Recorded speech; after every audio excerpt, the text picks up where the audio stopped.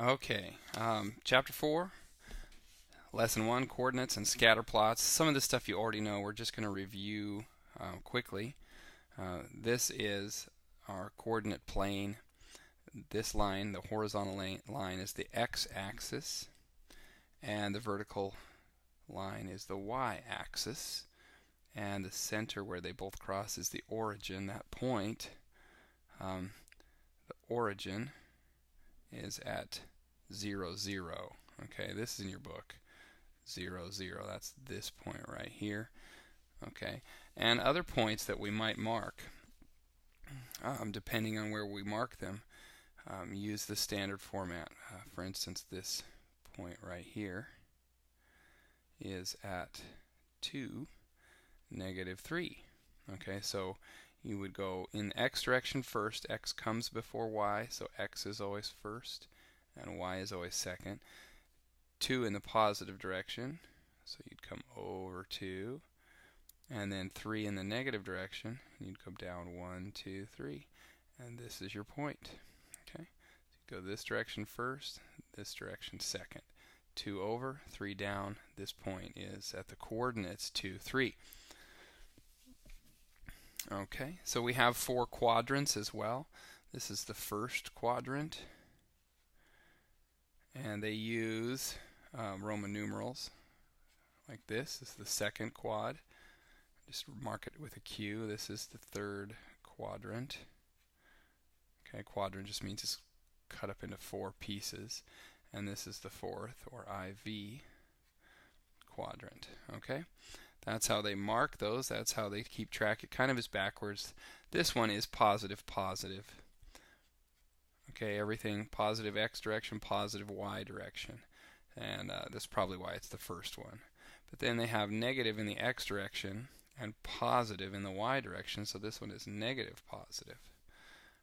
Quadrant 3 is negative in the x direction and negative in the y direction, so it's negative, negative. We could actually put parentheses around here just to kind of help us identify what we're talking about. This one's negative, negative. And the fourth quadrant is positive in the x direction but negative in the y direction, so this is positive, negative. Looks like that. Okay, and you can just see that that's how you fill it out. Most of you are familiar with this. If we were to fill this point out here, it would be -1 because we come over in the negative direction on the x-axis and up 1, 2, 3, 4, 5. So it would be +5 in the y direction, -1, 5. Whereas over here, this point would be +1, +5. And if we were to do the same thing over here, it would be -1, -5. See, negative, negative. And this point over here, did I go more than 5? 1, 2, 3, 4, 5, 6. I did, so -6. And this point then would be +1, -6 right here. Okay, if you can read that, it's starting to get a little bit crazy. So that's how that works. We use a lot of story problems, and let's see if I can get this. Let's see if I can, whoops, Control Z. I don't want to do that. I want to move it. Move. I'm going to put it down here again, and scale. We want to make it bigger. Whoops, scale. How do I do scale? Scale. I guess we'll just leave it alone. Okay, so they've got lots of little different scales that are coming in here. And it might be that you change, the x-axis and the y-axis. Back here. Okay, there we go. X-axis and y-axis, change colors here. Alright, it might be that we're measuring something and we're just going to use the, let me pause and I'll get you a different kind of graph. I think that'll work better. Okay, here we are. We changed the graph for this one. A lot of times we're just looking in the positive direction and the positive direction. And it might be that you scored a bunch of different things on your spelling test.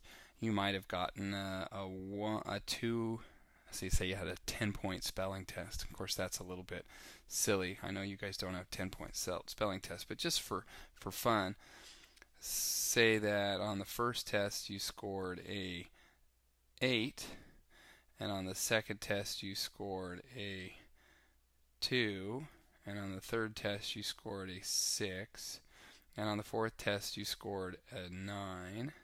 On the fifth test you scored a 3, and on the sixth test you scored a 1, and on the seventh test you scored a 1, and on the eighth test you scored a 8, and on the ninth test you scored an 8. Okay, this is just a bunch of random dots. This doesn't look like anything. This is just a mess. This doesn't make sense at all. We would call this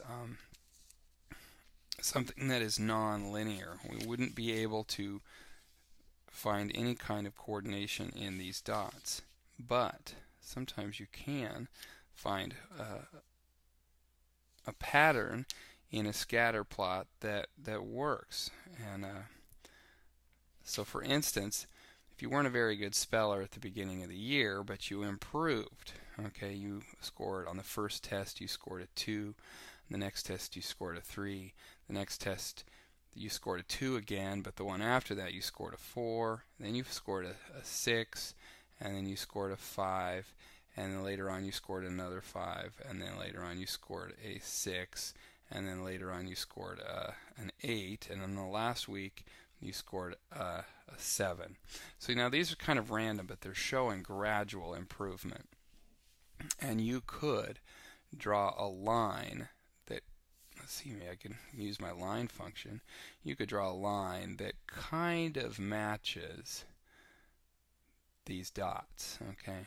And you could make that work. If I were to, we won't do that. That would be too complicated. We'll just leave it like that. Okay, so we could plot this line, and we could predict if we were to keep taking tests where we would go. And in fact, if we were to say that it was a 20-point test, and you started at 2, we could eventually get up into here. We could just imagine that there'd be a point out here in time when you would be getting 15 on your tests. You could extrapolate what's going to happen in the future, and that's kind of how that works. You've got to use the information that they give you and turn it into a plot. Okay, if you find a bunch of dots that could form a line, you say that they correspond.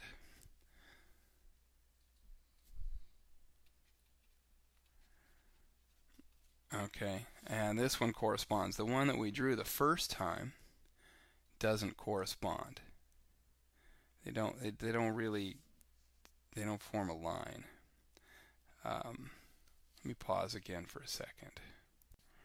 Okay, let's just do a real quick problem. Let me paste this out here again, and we'll move it this way, and we'll make it bigger this way.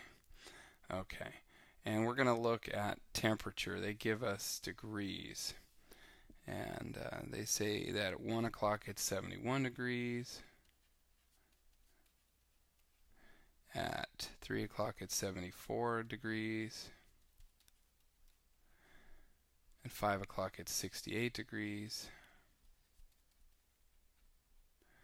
And at 7 o'clock it's 63 degrees.